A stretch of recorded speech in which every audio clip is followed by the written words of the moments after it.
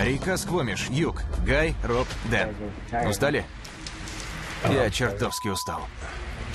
У меня суставы болят. А я, наверное, пойду спать. Падаю от усталости. Идем. Завтра целый день грести.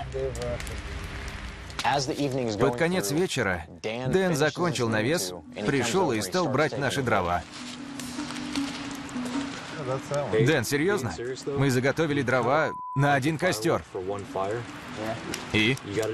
Ты понимаешь, что тебе тоже нужно заготовить дрова, если ты собираешься жечь свой костер? Я вообще-то около 10 деревьев сегодня срубил. Для твоего навеса, не для костра.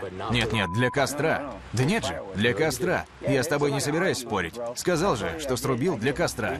У нас дров на один костер, а подкладывать дрова нужно в два. Ладно, я срублю еще, хорошо? Мы с Робом трудились над плотом весь день.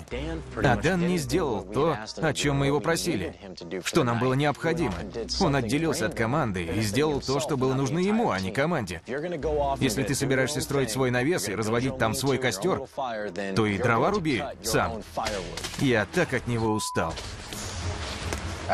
Я не понимаю, почему он так себя ведет. Я взрослый человек, мне не нужно указывать, что делать. Он мне не начальник и не старший по званию. Так себя только дети ведут.